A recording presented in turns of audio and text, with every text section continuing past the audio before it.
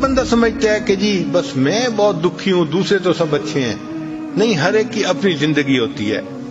بس اللہ سے یہ دعا مانگو کہ اللہ نے ہمیں جس حال میں رکھا ہے، اللہ ہمیں صبر کی توفیق عطا فرمائے، شکر کی توفیق عطا فرمائے. اللہ نے ہمیں بہترین حال میں رکھا ہوا ہے. سچی بات تو یہ ہے کہ ہم نے تو دنیا کے اندر آ کے غم کو دیکھا ہی نہیں ہے. سچی بات کروں نا تو ہم نے تو غم کو دیکھا ہی نہیں ہے. یہ چھوٹی موٹی چیزیں یہ کیا ہوتی ہیں، اس کو غم تھوڑا کہتے ہیں. جو دنیا میں لوگوں پہ غم بیتے ہیں، اگر کبھی اس کی سٹوریاں سننے لگیں تو حیران ہی ہو جائیں. کتابوں میں واقعہ لکھا ہے کہ ایک عورت تھی، طواف کر رہی تھی اور طواف کے دوران کہتی تھی اللہ میں اس حال میں بھی آپ سے راضی، اے اللہ میں اس حال میں بھی آپ سے راضی. تو ایک آدمی نے یہ سنا تو بڑا حیران ہوا. اس نے اس سے پوچھا کہ تو کیوں کہتی ہے کہ میں اس حال میں بھی آپ سے راضی، میں اس حال میں بھی آپ سے راضی؟ اس نے کہا کہ میں طواف ختم کر لوں گی نا تو میں تمہیں اپنا واقعہ سناؤں گی.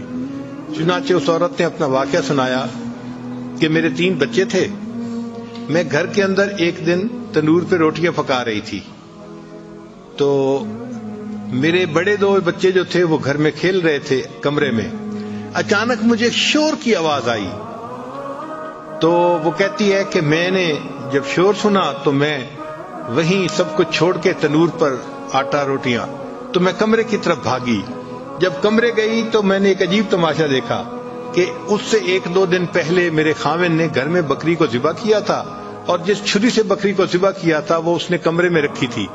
تو میرے دونوں بچے کھیلتے کھیلتے ان میں سے ایک نے دوسرے کو کہا کہ تمہیں پتہ ہے کہ ابو نے بکری کو کیسے ذبح کیا تھا؟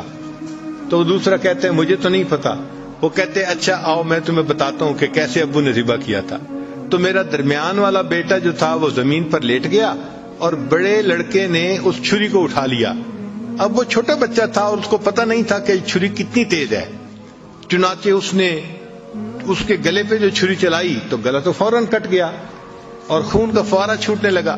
اب جب خون نکلا تو شور ہوا اور میں بھاگی ہوئی آئی تو میں نے دیکھا کہ میرا بچہ خون میں لت پت پڑا تھا اور اس کی جان نکل چکی تھی. اب میں نے سوچا کہ میرا بڑا بیٹا کہاں ہے جس نے یہ حرکت کی تھی؟ وہ ڈر کے بھاگ گیا تھا اور کہیں چھپ گیا تھا. کہنے لگی میں نے اسے دوسرے کمروں میں دیکھا تو کہیں نظر نہیں آیا.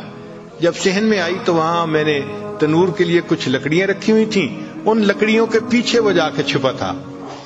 کہنے لگی میں نے پیچھے سے اس کو جا کے جب دیکھا تو اس نے مجھے کوئی جواب نہیں دیا. جب میں قریب گئی تو مجھے پتا چلا کہ اس جگہ کے اوپر ایک سانپ بیٹھا ہوا تھا. یہ بچہ چھپنے کے لیے جب لکڑیوں کے پیچھے گیا سانپ نے اس کو ڈسا اور یہ بھی وہاں مرا پڑا تھا.